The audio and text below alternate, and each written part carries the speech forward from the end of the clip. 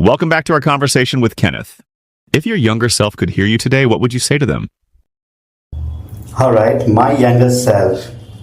I think on a lighter note, it's very difficult to actually speak to young people because at home I have two grown-up teenagers and it's a project in itself. But then I think seriously, in my little over 2 decades of work experience, I have undertaken how many now? 16 different roles within the organization.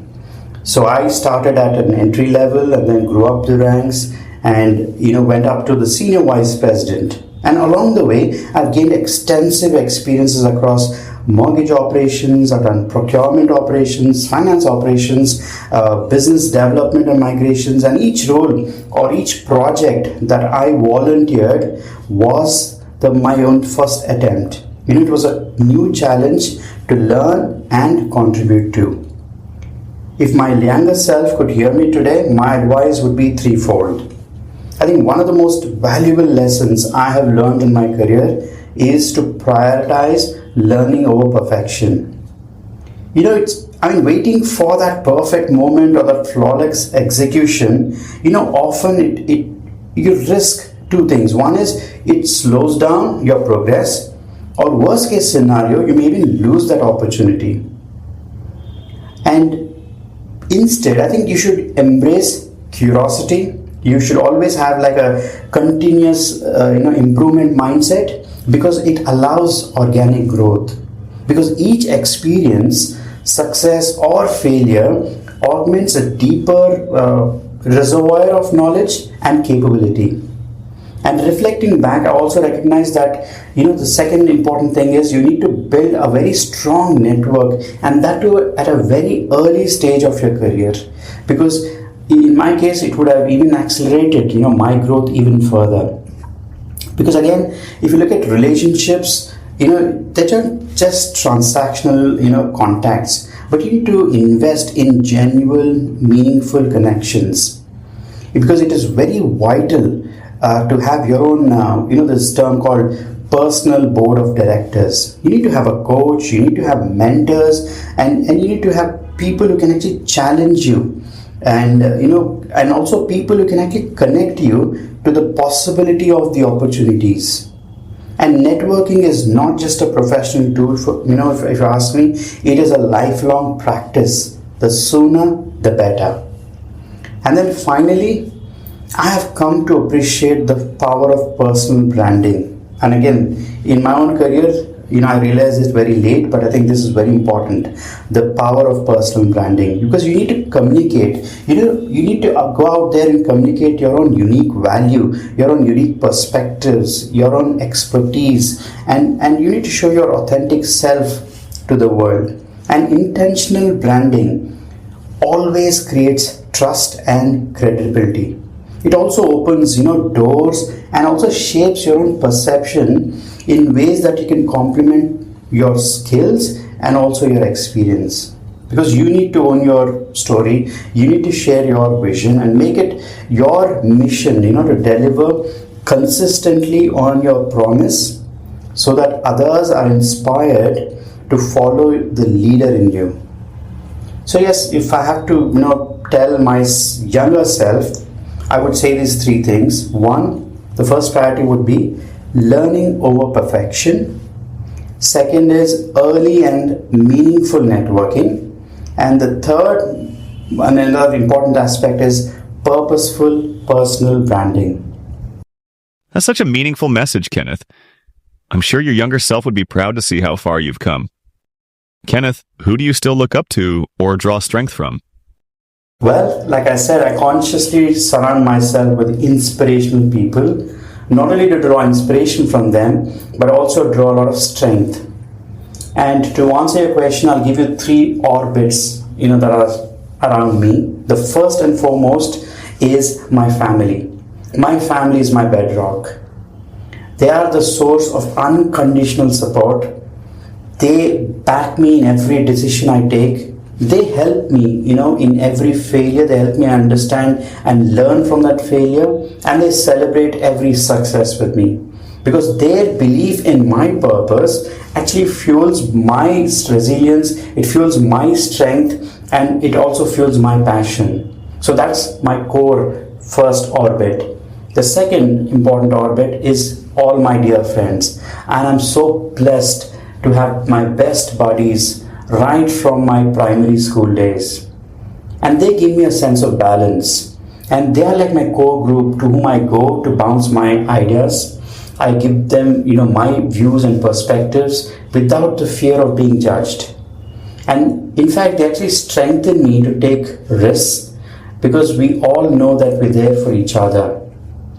So that's my core second orbit. And then my third orbit is equally, my colleagues, my mentors, all my professional network who inspire me through their, dedication, through their expertise and professionalism. Because collaborating with talented, mission-driven professionals sharpens, my own vision and my resolve. And I think with these three different orbits, together, I can call it my constellation of relationships. It's like a very powerful ecosystem of strength, and I draw a lot of wisdom, I draw a lot of motivation, and it all, propels me, to take my journey forward. That's truly grounding, Kenneth. It's inspiring to see that even at your level, you continue to draw strength and wisdom from others. What's your message to someone who feels lost but full of potential? First things first, the very fact that someone is feeling lost means they are on the move, right? They're not stagnant. And I think this is truly good news. It means that beneath that surface, growth has already been triggered and the potential is quietly building that momentum. Because personally, I have been in such situations. Throughout my career, I have, taken up new assignments, new projects, be it, the first finance migration that I did, or the first time, I led a team, or, my current digital finance visualization. That was the first time that I did. I had no experience before. So for me, what it indicates is that I have moved out of my comfort zone. And anyone, who's feeling this way, you remember that, you are actually exploring. You are actually coming out of your comfort zone, and these are the qualities, of great achievers, great leaders, and even innovators for that matter. And I think what is important is that we need to channel that energy into small and very intentional actions. And this is the time to collaborate very, very closely with people around you, within your teams, outside the team, within the department, and within the organization. You need to challenge yourself, because curiosity should be your compass. And always remember, no journey is mapped to perfection. You need to trust in your capacity to learn on the go. You need to adapt, and you need to be at it all the time. Because remember, progress often starts with a question and not an answer. So let your passion lead you, and be patient with yourself. And as you move forward, the path becomes much more clearer, because potential in motion is your greatest asset. So again, three things, to summarize, for someone who's feeling lost. Don't worry. Remember that first and foremost, you are on the go. Second, you are exploring. And the third most important aspect is you are getting closer to your goal. That's such an encouraging message, Kenneth. I think it'll really resonate with anyone who's struggling to find their way, but knows they have more to give. Final question, Kenneth. What's next for you on your journey of impact and purpose? Oh yes, I'm very excited about my next phase. I've recently secured admission into ISB. I've taken up the Premier Leadership Development Program called Latitude, which is being curated by ISB and Ansar. So I'm looking forward to augmenting, my skills, especially from a GCC leadership capability standpoint. And I think this short-term career break is also a testament to my commitment to continuous growth and purpose-driven leadership. And what I also want to do is, also put out my experiences that I've had over these 2 decades within the GCCs. And I've also wanted to help, not just people, but organizations as well, in terms of how to transform their existing, operations into true GCCs. So that's something that I'm consciously doing on LinkedIn these days.